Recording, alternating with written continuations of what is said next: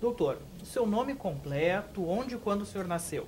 Arnaldo José da Costa Filho, nascido em Porto Alegre, no dia 29 de setembro de 1922, numa casa em frente à Santa Casa, onde hoje é o Instituto, o edifício dos arquitetos, da CREA, né? Conselho Regional de Engenharia, Arquitetura e Engenharia.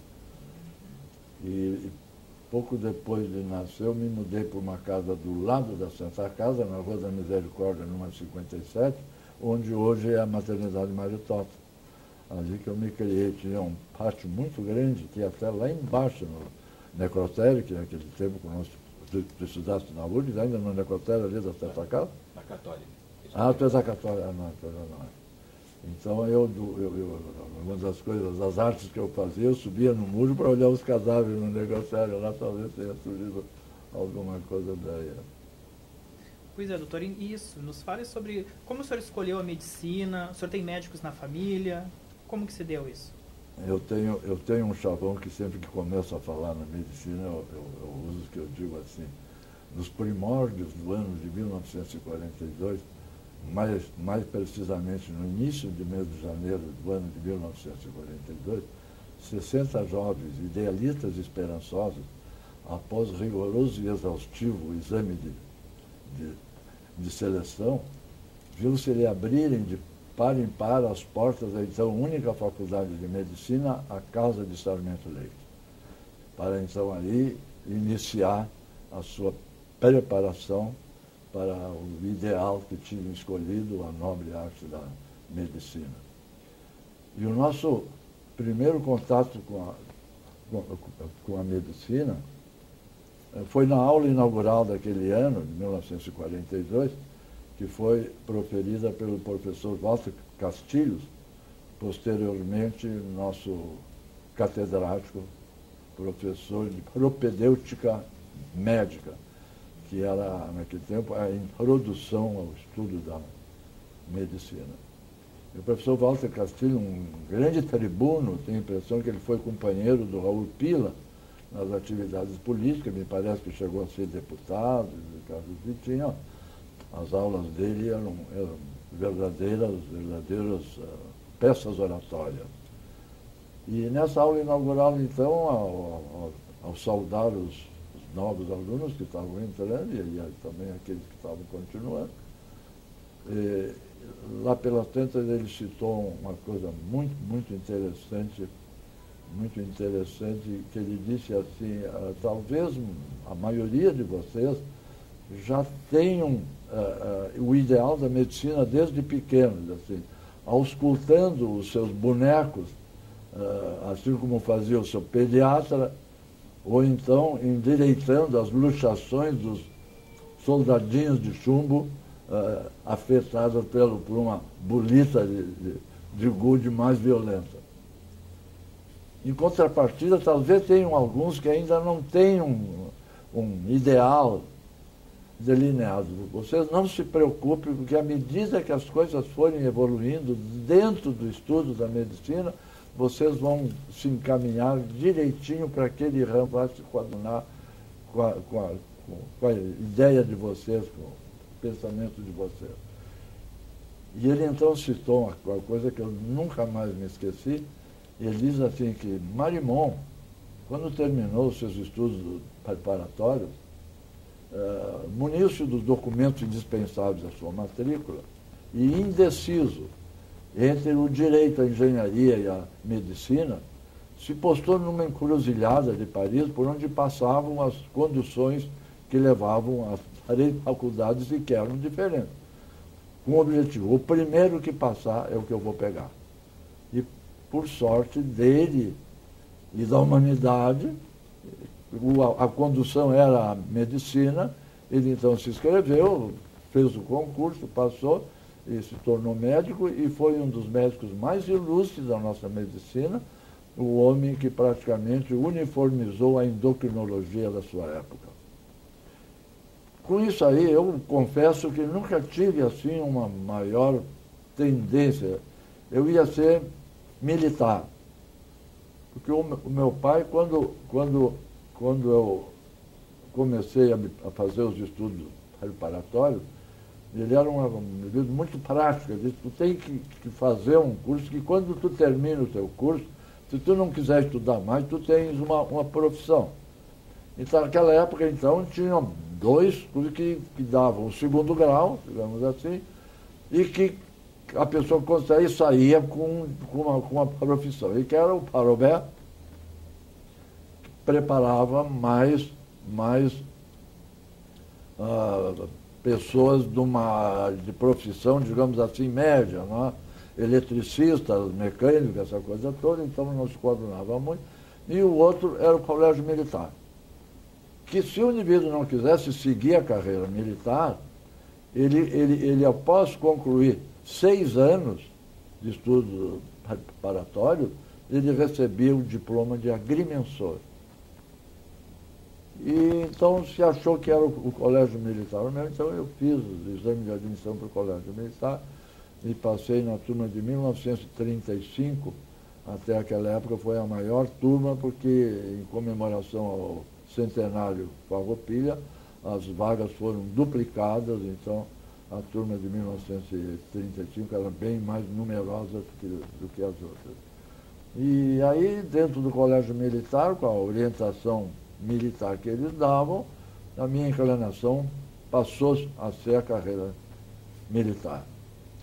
Quando eu estava no segundo ano, o então ministro das Forças Armadas, general Eurico Gaspar Dutra, posteriormente presidente da República, substituindo Getúlio Vargas, outra coisa, quando se terminava o curso do Colégio Militar, se entrava automaticamente na academia militar, que era no Realengo, né, no Rio de Janeiro. Quando estava no segundo ano, ele tirou esse privilégio do Colégio Militar, dos alunos entrarem diretamente. Quer dizer, os alunos do Colégio Militar iam participar do mesmo exame de admissão na Escola de Guerra com todos os outros estabelecimentos similares do Brasil. Então, tirou esse privilégio. Quando eu passei para o terceiro ano, ele baixou um decreto acabando com a diplomação que se formasse no Colégio Militar recebia de agrimensor. Eu tive muitos contemporâneos meus que chegaram a receber o diploma e que fizeram carreira como agrimensores da Secretaria de Agricultura. Quase todos eles que se formavam conseguiam colocação na Secretaria como agrimensores para trabalhar no Estado como agrimensores. Ele acabou e como o segundo grau, que no Colégio Militar era de 6 anos, passou a ser de 5 anos, equiparado aos demais estabelecimentos de segundo grau. E quando eu passei para o quarto ano, que ia entrar no último ano, ele terminou com o Colégio Militar e criou a Escola Preparatória de Cadeiros. E aí o Colégio Militar, naquela ocasião, se fazia exame para entrar na Escola de Guerra, matemática, português e desenho. Então o colégio se preocupava só com essas cadeiras, as outras cadeiras eram dadas muito superficialmente. E quando o nosso ensino, então, era diferente dos demais estabelecimentos de ensino superior, de ensino normal. E nós resolvemos, então, um grupo de 20, nos transferimos para o Colégio Militar do Rio de Janeiro, que foi o único que ficou no Brasil. E nós, então, transferimos para o Rio de Janeiro para terminar o nosso estudo no Colégio Militar do Rio de Janeiro. Então, a minha formação secundária, preparatória, foi toda ela no sentido militar. E quando eu terminei o Colégio Militar no Rio de Janeiro e fui fazer o exame para entrar, eu fui incapacitado na parte médica por causa dos olhos. Só permitiam a correção de lente de meia dioptria e eu tinha 2 dioptrias. Então o cidadão me pediu os óculos, eu não sabia, a maioria do pessoal ia sem óculos, Eu não sabia. Ele me pediu os óculos, ele, não, mas o senhor... Não, isso aí... Então eu voltei para Porto Alegre, e aí se criou esse problema também do impasse, que eu até hoje não sei bem como é que eu fui encaminhado para a medicina, e agora descobri, agora na minha posse, que eu quando tinha 3 anos de idade, aconselharam os meus pais que eu mudasse de áreas. Eu nunca esclareci muito bem isso aí, não quis levar muito a fundo, mas eu sempre pensei que era tuberculose naquele tempo. E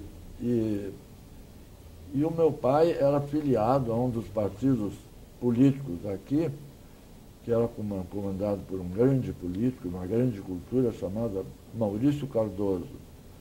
E quando ele soube esse problema, meus pais não podiam sair daqui porque estavam iniciando a sua vida profissional. E aí como é que vão fazer? E o Maurício Cardoso disse, olha, eu nomeei agora intendente de São Francisco de Paula, que é a cidade que se comparava aquele que tinha lá em São Paulo, como era o nome, que todos os tuberculosos iam para lá. Sanatório, não me lembro. Como era o nome? Pode ser que até o fim eu me lembro. É o mesmo clima dessa estação para onde iam os tuberculosos naquele tempo, lá do centro do país. E vão receber. E eu, então, fui encaminhado para essa paraibano, que tinha vindo do Rio de Janeiro para a escola de guerra daqui, porque a escola militar do Rio de Janeiro tinha sido extinta sob a acusação de ser um foco subversivo, já no início da República. Então, eles acabaram com a escola do Rio e abriram a escola militar de Porto Alegre, onde hoje é o Colégio Militar. Aquela já começou como escola militar. E então ele veio para cá, juntamente com o Eurico Gaspar Dutra, Góes Monteiro, Cordeiro de Farias, Ernesto Dornelles, todos foram contemporâneos dele no Colégio Militar.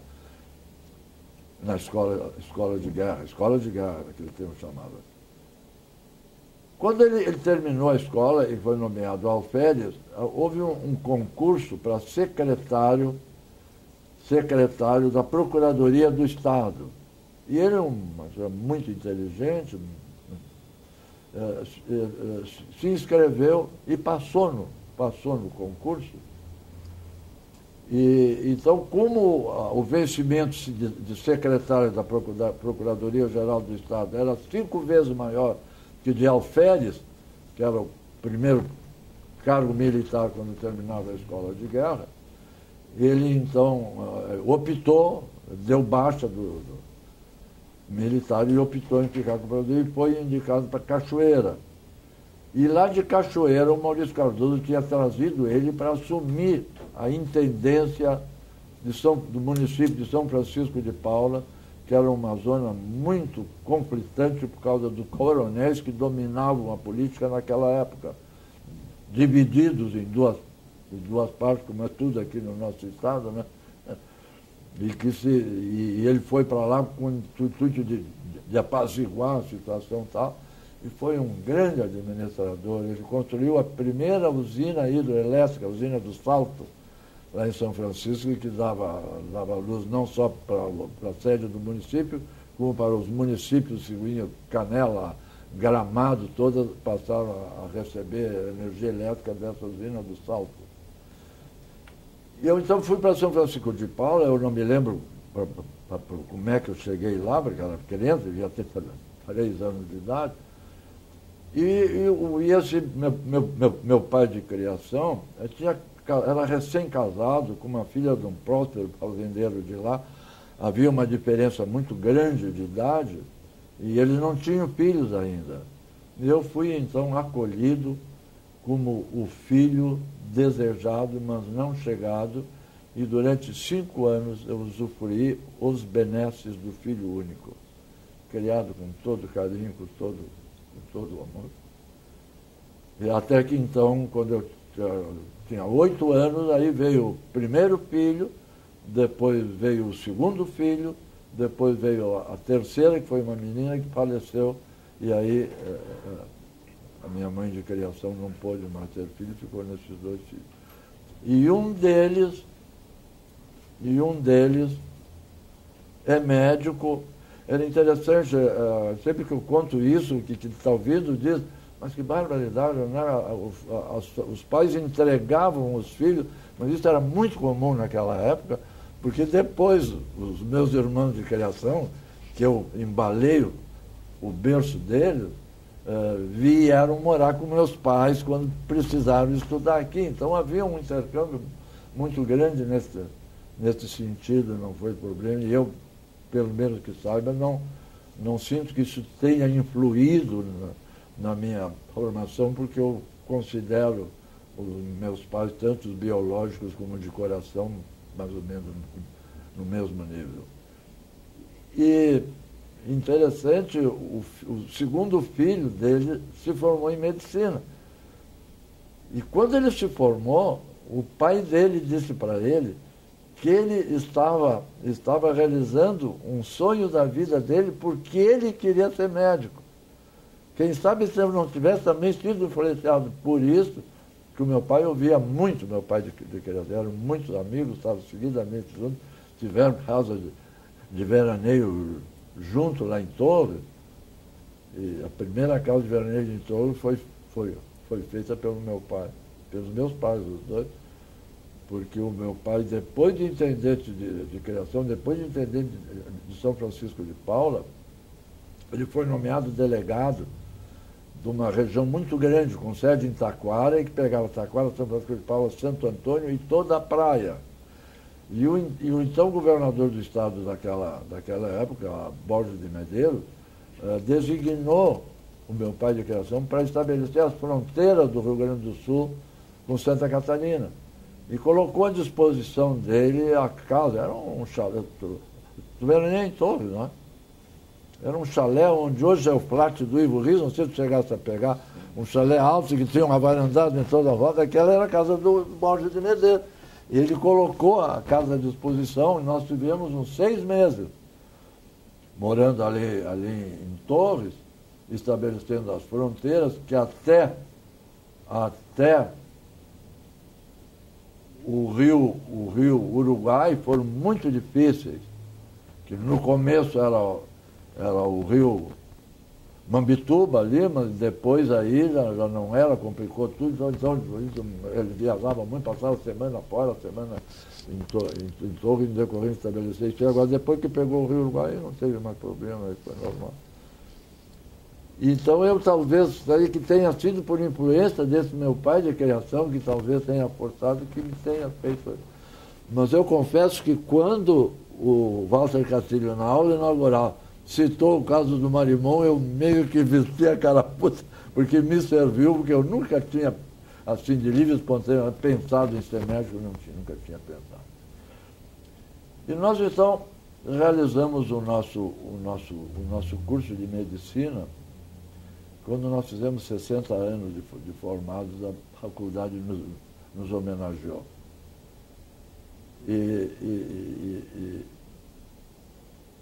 Eu tinha pedido para o nosso orador oficial, desde o começo, casualmente ele me procurou, estava com uma artrose no tornozelo, coisa mais terrível, ele começou com dor, ele consultou com todo mundo, ninguém resolvia o problema do pé dele. E aí um ortopedista mandou ele fazer fisioterapia. Eu sou ortopedista, traumatologista de formação, mas eu me dei conta que ia chegar numa hora que eu não ia conseguir exercer a minha atividade, porque ela é muito exigente fisicamente. Tu vai reduzir uma fratura de fêmur, tu tem que fazer mais força que um cavalo, né? Desde a pessoa bota o ombro, a coisa nas costas, aí estaciona, até que consiga reduzir para depois ver se pode imobilizar ou você tem que operar. E eu me dei conta, então consegui o meu título de fisiatra. E então, quando eu vi que não tinha mais condições de continuar como ortopedista, traumatologista, passei a fazer pediatria e estou trabalhando até hoje como pediatra. Em que ano que o senhor se formou, doutor? Eu me formei em 47.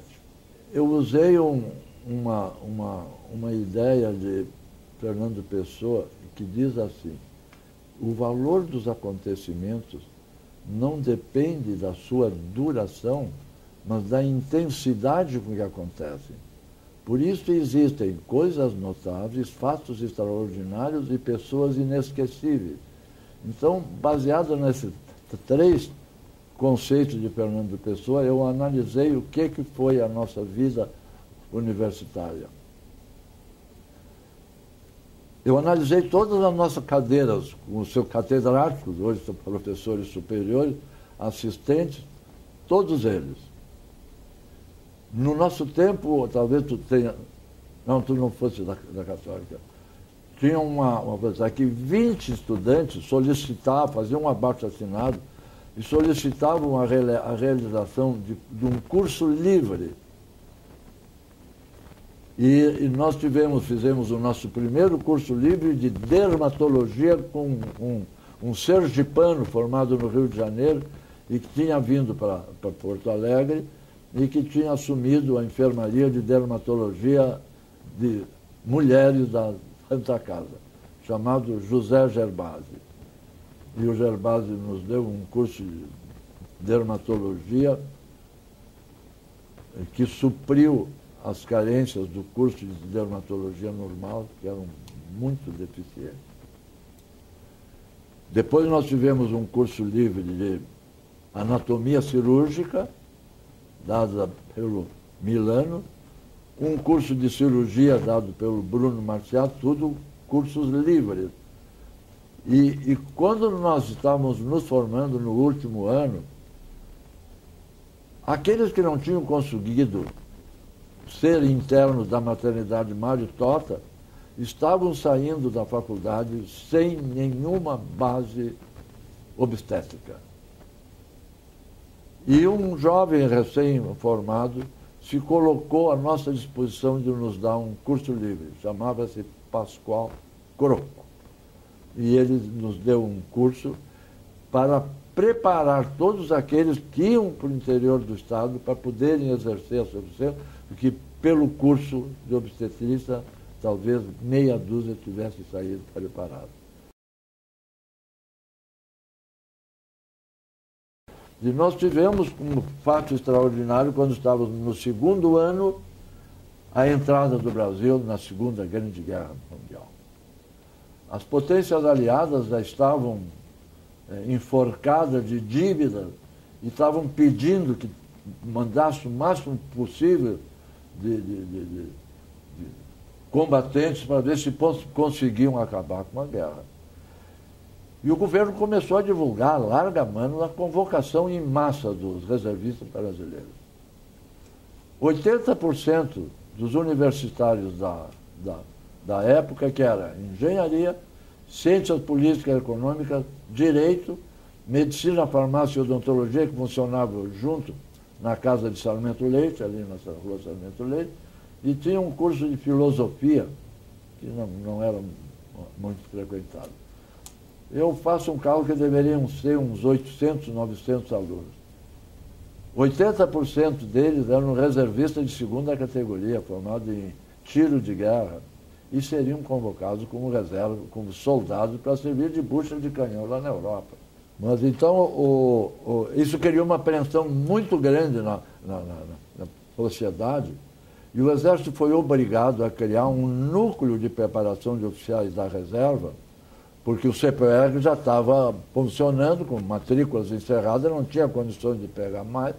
Então criaram um núcleo de preparação de oficiais da reserva, adido ao 7º Batalhão de Caçadores, ali onde hoje é o viaduto Loureiro da Silva.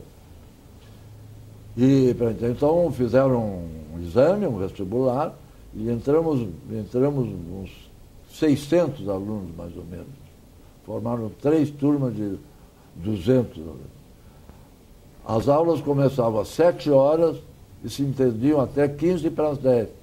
Então as aulas nas faculdades passaram a começar só a partir das 10 horas da manhã, e isso alterou o nosso cronograma, todo, foi uma coisa terrível. E eles começaram a fazer uma preparação de guerra, viu?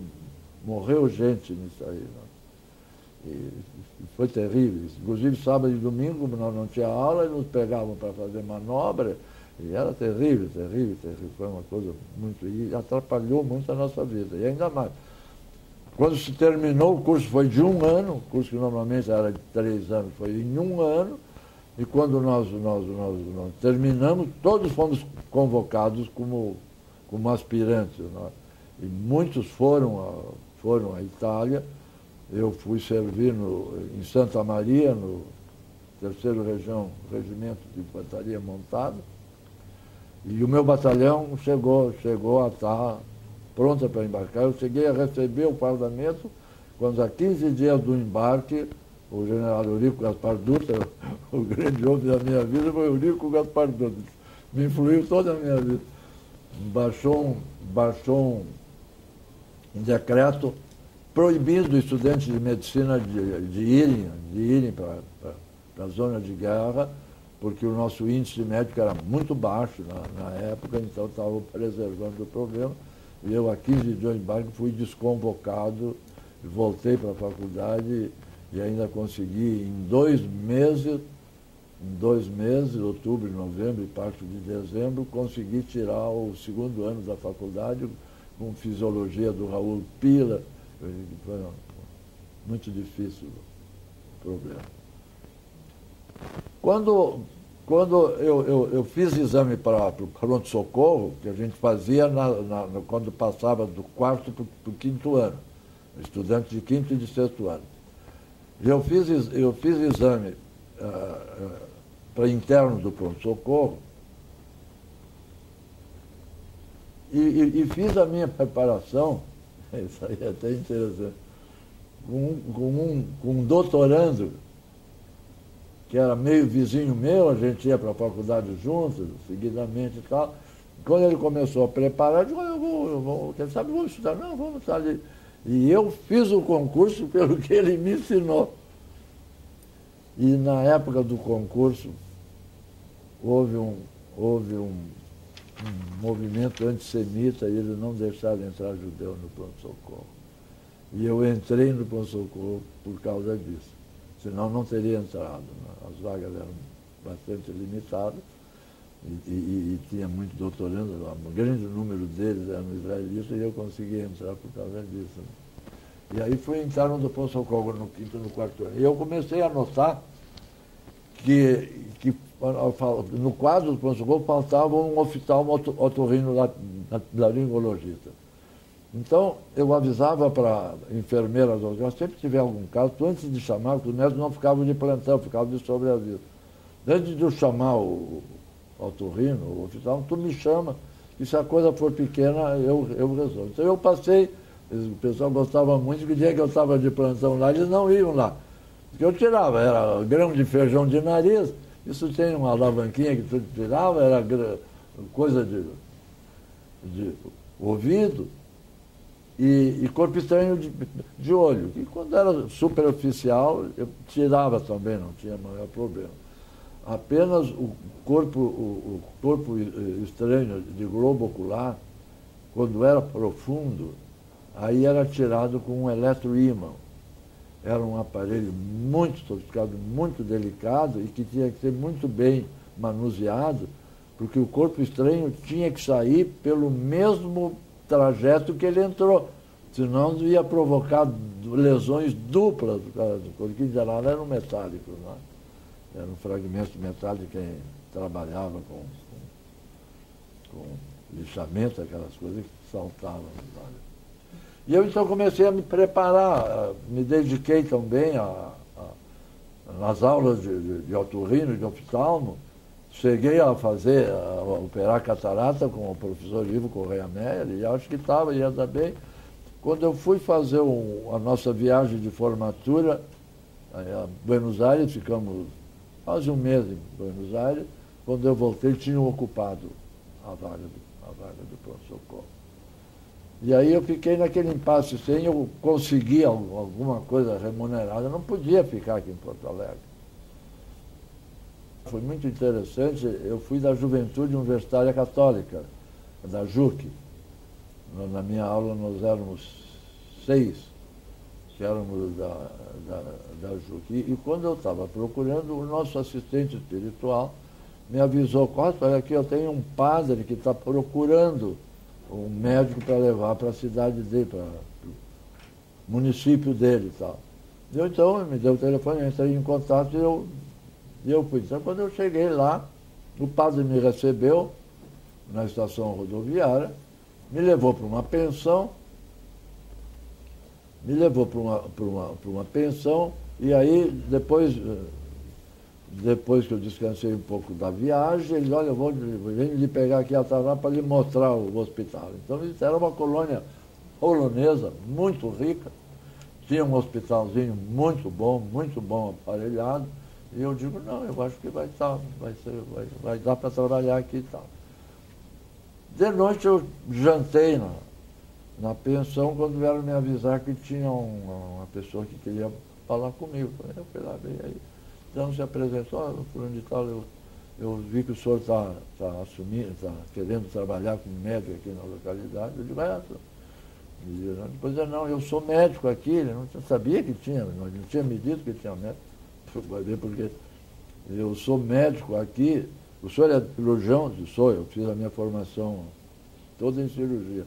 Não, porque eu só faço clínica e quando eu tenho algum caso cirúrgico, eu chamo um colega de uma cidade mais próxima para operar, ou então levo o paciente lá para operar conforme ele acha melhor e não faço cirurgia. Se o senhor quiser, nós podemos começar a trabalhar junto. Pois isso para mim era o ideal, porque eu tinha algumas deficiências em alguma coisa que então, tendo um outro colega, já melhorava a situação. Aí ele me mostrou, olha, o problema é assim, o hospital tem tantos leitos, tanto lugar, tá bem e tal. E aí quando ele terminou, ele disse, só tem uma coisa, o senhor tem que se afastar do padre. O padre e o médico disputavam a liderança da vila e eram inimigos figadários. Ele disse, não pode... Puxa, eu passei a noite inteira em claro, como é que eu vou depois? Se o padre me trouxe para cá, o que eu vou dizer para ele? Olha, o senhor para. Não dava. Eu não vou começar a minha vida no meio de uma briga de serrote dessas aí. Peguei meu boné e fui embora. Tá? Desculpa, aí, doutor, qual era a localidade mesmo, doutor? Era Dom Feliciano. Na época era distrito de Encruzilhada. Pouco tempo depois se emancipou. E eu, como tinha sido interno do pronto-socorro, eu passava muito lá porque, naquele tempo, o melhor campo de futebol que tinha era o do Forceluz, o estado da Timbaúba ali. Então, eu morava na Cidade Baixa e eu pegava um bonde chamado gasômetro, que ia do gasômetro até o pronto-socorro e fazia circular. Então, eu pegava o bonde de gasômetro, desembarcava ali no pronto-socorro, aí entrava no hospital, ia mais cedo. Eu cumprimentava o pessoal que estava lá, todos tinham trabalhado com eles ali e tal. E aí, na hora do jogo, então, eu caminhava 2, 3 quadras e estava lá no estádio da Timbaúba, o famoso. Agora foi vendido, vamos fazer um grande empreendimento imobiliário ali. E numa das minhas idas no pronto-socorro, me apresentaram um colega lá e disse, olha, eu estou vindo lá do interior de Guaporé, onde eu trabalhei 20 anos e fiz o meu pé de meia. Agora, então, estou gozando dos capitais aqui. Tenho conseguido entrar no pronto-socorro com clínico. E se tu quiseres, eu te levo para lá. Eu, não, então vamos lá. Tá? Então, no outro fim de semana, no combinado, eu fui para lá, ele me apresentou, era uma colônia italiana de suinocultores, tinha até um frigorífico, viu? Muito rico, dinheiro a rodo e tal. Um hospital muito bom aparelhado, muito bem aparelhado. E só ele queria um grande problema, que ele me disse assim, Costa, só tem uma coisa, tu não pode dizer que eu não vou voltar, que eu tenho muito dinheiro para receber aqui E se eles souberem que eu não vou voltar, eles não vão me pagar.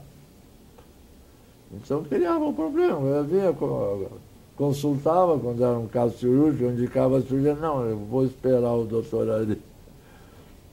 Até que lá pelas tantas apareceu um rapaz de 18, 19 anos de idade, estava caçando no mato, ele negou o cartucho e ele desnucou a arma. Quando ele desnucou a arma, o cartucho disparou, cartucho metálico, o cartucho entrou bem no meio da testa. Foi parar lá atrás. E já estava descerebrado, já não tinha reflexo nenhum, miedrita lá, tudo sinais de morte encefálica. Eu disse, não tem mais nada que fazer. E aí eu falei, mas não dá do senhor operar? Operar, mas operar para quê? Não, pois é, quem sabe, não. Tanto eles insistiram que eu sem anestesia nada, eu peguei um sacabucado, aumentei a entrada e peguei uma pinça daquela de tirar cálculo de vesícula, aquela comprida, e fui entrando, até que consegui pegar o cartucho, aí puxei devagarinho, tirei, aí o cartucho cheio de massa encefálica de dentro, ele durou 8 horas, o rapaz faleceu. Então a farmácia tinha uma vitrine e todas as peças que eram retiradas ficavam expostas. Meu cartucho ficou exposto lá, o cartucho retirado da cabeça do Genaro. e ia dar de ficar lá, eu acho que se eu tivesse ficado lá, eu era capaz de ter enriquecido, sabe?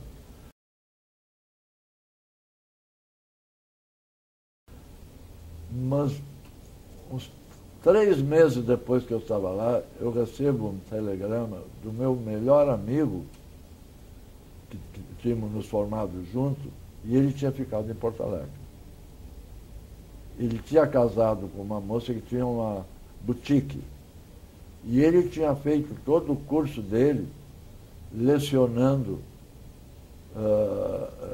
em curso noturno da prefeitura. Então ele continuou lecionando e ele achou que dava de começar a vida em Porto Alegre nesse sentido. E ele me passou um telegrama, que não tinha telefone naquela época, era só telegrama, só não tinha telefone. Me passou um telegrama dizendo que a Escola de Educação Física, que na época era filiada à Secretaria de Educação, tinha aberto o primeiro curso de Medicina Aplicada à Educação Física e aos Esportes. E nós tínhamos, praticamos esporte muito, foi uma coisa que eu me esqueci de dizer, que deveria ter sido antes. Naquela época, na Faculdade de Medicina, a presidência do Centro Acadêmico Sarmento Leite era de praxe, de norma, que fosse sempre um quintoanista. O doutorando já estava preparando para iniciar a carreira, não tinha condições de exercer, então era sempre um quintoanista.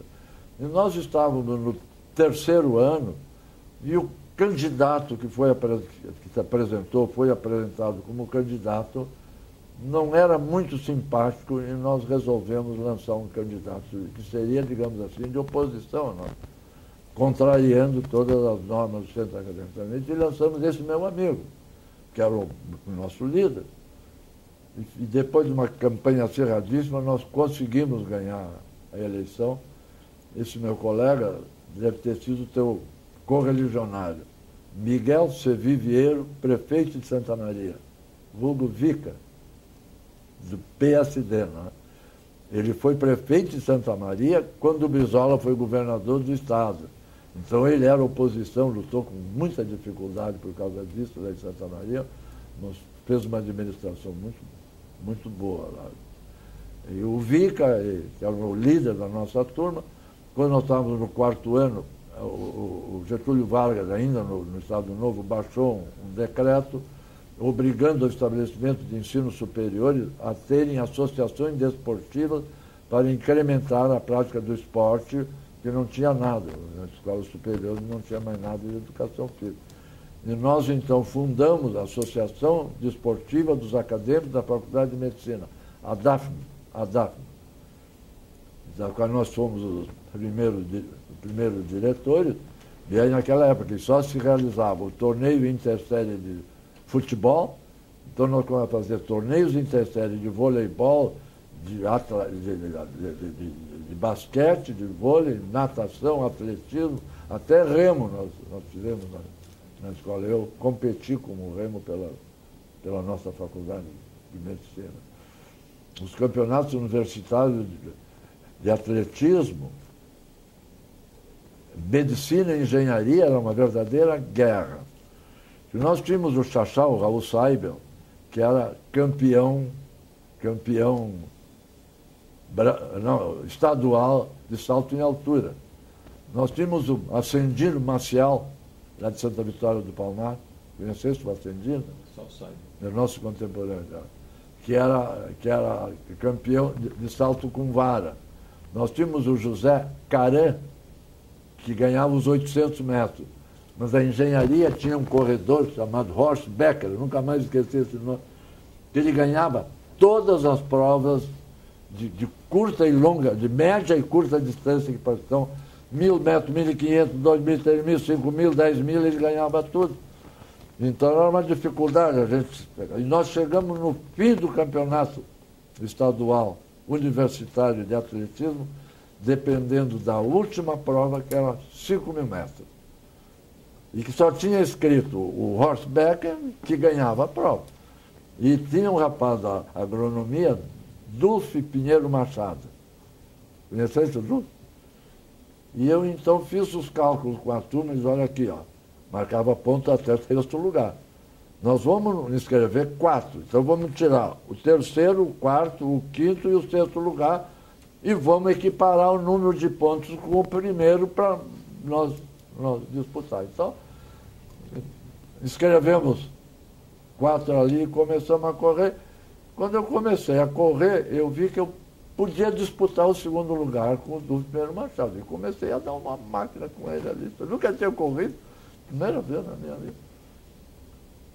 Quando estava na penúltima passagem pela chegada, eu gritei para a turma, vocês me seguram que eu não estou enxergando mais nada.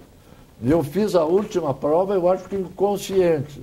E quando eu cheguei em segundo lugar, dei o campeonato para a nossa faculdade e desmaiei. Dizem que eu fiquei 20 minutos desacordado. Fiz uma fibrilação auricular, meu Deus do céu. Não morri porque não chegou a minha vez. Né? Brincadeira, a gente fazia coisas assim impressionantes. Doutor, o senhor nos dizia que estava lá no interior e recebeu um telegrama. Isso. Aí eu respondi no telegrama. Me escreve, me avisa com 48 horas de antecedência quando vai ser o vestibular. E continuei trabalhando lá, chegou o telegrama. O exame é depois da manhã, assim. Então eu avisei, olha, eu vou fazer um exame lá em Porto Alegre, qualquer coisa eu comunico para você. E aí então eu vim, fizemos o exame, era o Vico, o Miguel Seviviero, eu, e se inscreveu a esposa do doutor Nikolaevski, Saúl Nikolaevski, que tinha casado com ele, formado no Rio de Janeiro, tinha casado com ele, era um israelita, e que ele botou para fazer o curso para atender a parte de educação física do colégio dele, que na época era um dos maiores colégios, o Rui Barbosa, né, ali, quase em frente ao Instituto de Educação, né, me lembro bem, nos fundos do Colégio Rosário. Ali. Então fizemos para lá e fomos aprovados os 3 e começamos então. O objetivo principal é que era obrigatório os estabelecimentos de ensino terem médicos com curso de especialização em educação física para atenderem a parte médica da educação física no estabelecimento de ensino. E tinha naquela época que já tinham feito o curso semelhante a esse que nós ia fazer, né? Então a única escola de educação física do Brasil, que era a Escola de Educação Física do Exército, e que ela mesma necessitou de médicos aplicados à educação física para tomar em conta dos alunos dos colégios militares, das escolas de guerra e dos cursos da escola. Então, eles fizeram um curso e foram fazer esse curso. Foi um curso assim, mais rápido, digamos assim. Foi o doutor Arno Tidel, o doutor Hélio Barcelos Ferreira, o Amadeu Raviero, da psicologia, Ari Mariante, cardiologista, que eu me lembre assim de vez, mas esses aí, e que então passaram a dar aula também no curso de Medicina Aplicada à Educação Física. E aí, então, eu me matriculei no curso e fiquei fazendo o curso e vim para Porto Alegre. Né? Eu saí de lá, não voltei para Porto Alegre. O Vica, o meu colega Mia Vivieiro, na metade do curso, ele recebeu convite para inaugurar um hospital, acho que era Santo Cristo, uma localidade lá do norte do estado e tal, e ele me disse, olha, Cláudio, eu cheguei à conclusão que não vou conseguir evoluir aqui, dele, eu vou embora e tal. Eu disse, não tem problema, tu é que sabe, tá? Então fiquei só eu e a esposa do Dr. Saul Nikolaevski no curso.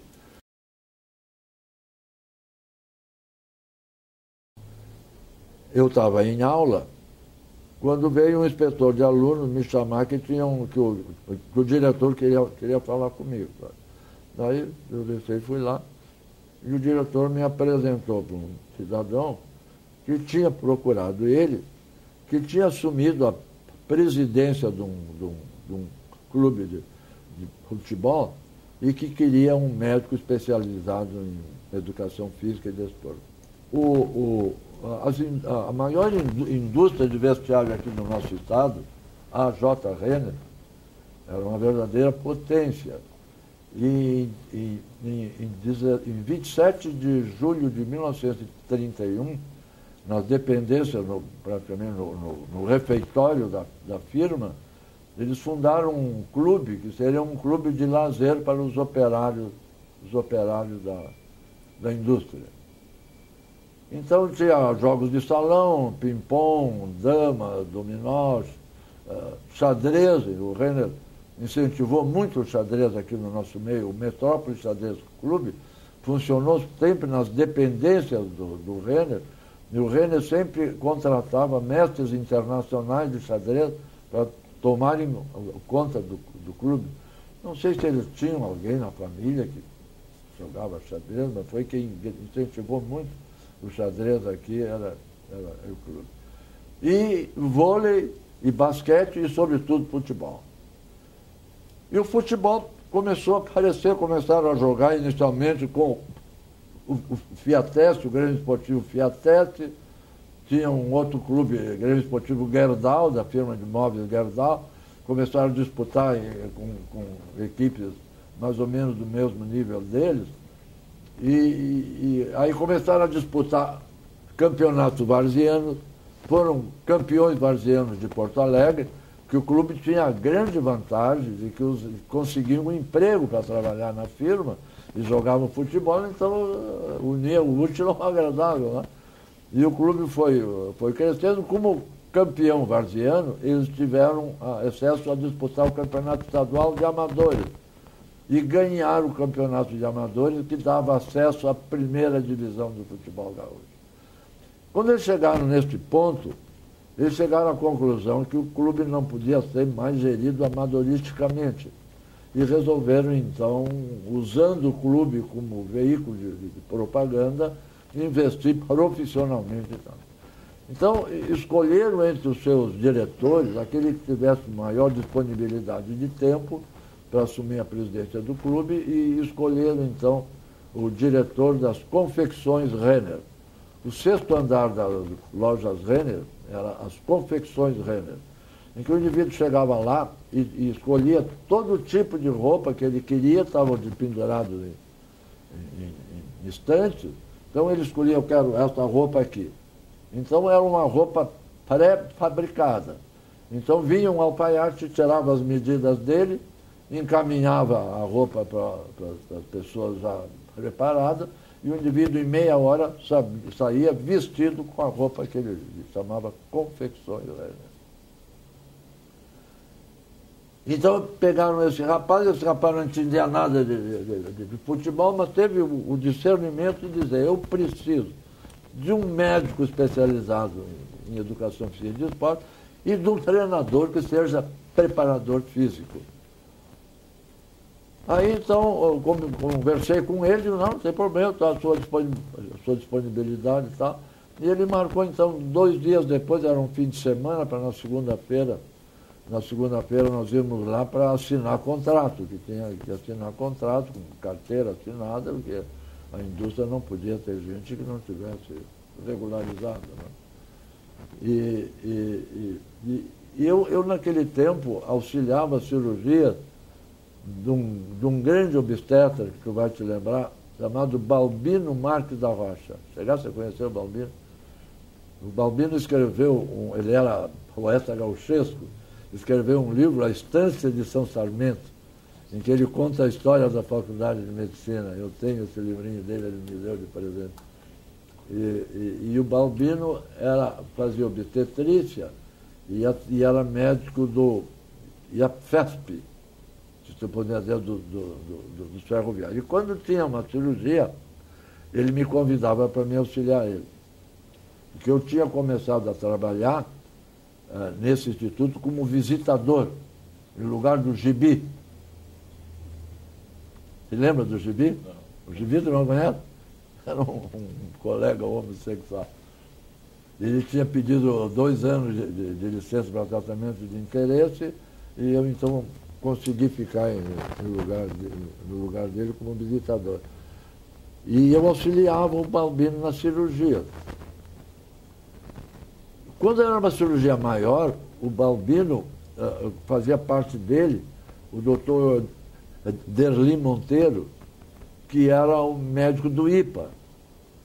E eu, quando cheguei no primeiro encontro, foi uma sexta-feira, no sábado nós tivemos uma cirurgia de manhã, eu disse, olha, estou contratado para ser médico do Renner.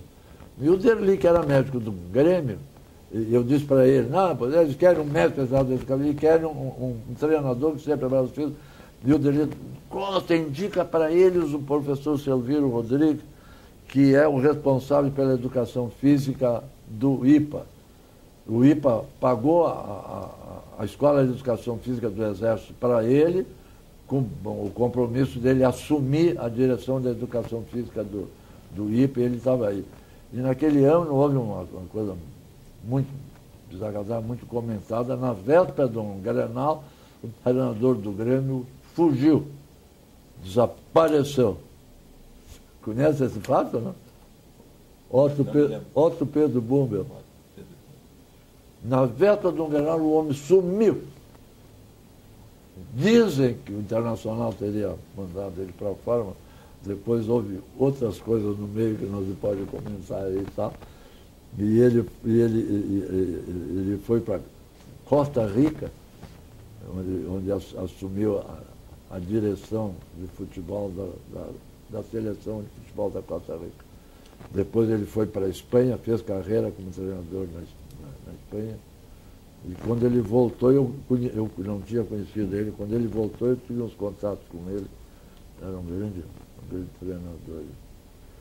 E aí o Selviro terminou aquela temporada no Grêmio, e o Derli me disse, Costa é um grande treinador, uma pena o Grêmio não quis ficar com ele, porque tem que ter nome, não pode ser gente que não tenha nome e tal. Então contrataram não sei quem para ser treinador. Aí quando eu fui assinar o contrato lá no Reino, eu disse, olha, o senhor está precisando, o homem que o senhor precisa é esse e tal. Então ele foi lá e contratou. Então, em dezembro de 48, nós começamos a trabalhar, o Selvírio e eu, no Renner. E depois de muito trabalho, em 1954, nós conseguimos quebrar a hegemonia da dupla Grenal, depois de quase 50 anos que a dupla Grenal dividia entre eles o campeonato, conseguimos ganhar o campeonato dele. O velho AJ Renner era um grande empreendedor. Ele comprou uma fazenda em Cruzilhada do Sul e começou a plantar linho. Em 1953... Doutor, desculpa. Em 1953, ele fez a primeira colheita do linho e lançou o linho branco Renner, que passou a ser o uniforme de todo gaúcho. Todo gaúcho era obrigado a ter o linho branco Renner. E como propaganda das vezes, eles organizaram uma excursão a todo o norte do país, em que toda a delegação foi vestida com um linho branco Renner. Então nós começamos a jogar. Então tivemos mais de 60 dias, foi a maior excursão de um clube de futebol no mundo. Nós visitamos todas as capitais do norte do país, até Salvador, na Bahia. Então, tivemos esse tempo, já o time, nós já tínhamos conseguido montar uma equipe razoável, com mais 60 dias juntos, jogando e treinando juntos, quando começou o campeonato 54, aquilo foi um passeio.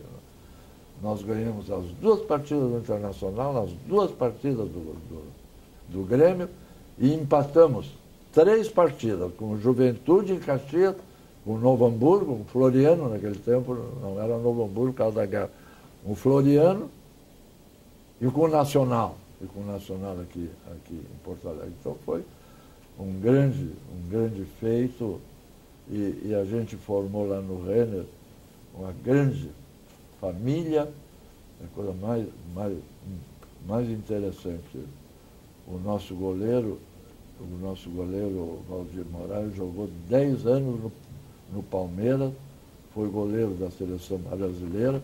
O Enio Andrade também jogou no Palmeiras, depois jogou no Cruzeiro de Minas Gerais, encerrou a carreira dele em Recife, quando começou a sua carreira de treinador. O Breno Melo, aquele que fez o filme Orfeu do Carnaval, era nosso jogador. Ele saiu do Rennes e foi para o Fluminense. Quando ele estava no Fluminense, o Camilo resolveu fazer o filme Orfeu do Carnaval, filme de grande repercussão em todo o mundo. E entre 800 candidatos, ele foi escolhido para fazer o papel principal no filme. Então ele interrompeu o contrato no Fluminense por 6 meses para fazer o filme, depois voltou. Do Fluminense ele foi para o Corinthians, do Corinthians ele foi para o Santos, jogou com o Pelé no Santos. Do Santos ele foi para o Atlético Mineiro de Belo Horizonte e encerrou a carreira dele em Recife, num time que o Enio Andrade era treinador, e levou ele para lá. E assim diversos outros jogadores nós, o Paulistinha jogou no Internacional, o Enio Rodrigues jogou no Grêmio, a maioria deles foi para o Grêmio, mas se perguntar ainda hoje, para um dos que estão vivos, qual é o teu clube, todos eles dizem, Renner. Nós formamos uma grande família. E ao Renner eu dediquei os melhores anos da minha vida. Me dediquei de corpo e alma ao clube. E isso me deu muita projeção. Eu fui o primeiro médico profissional de esportes aqui no nosso meio. Estou sendo...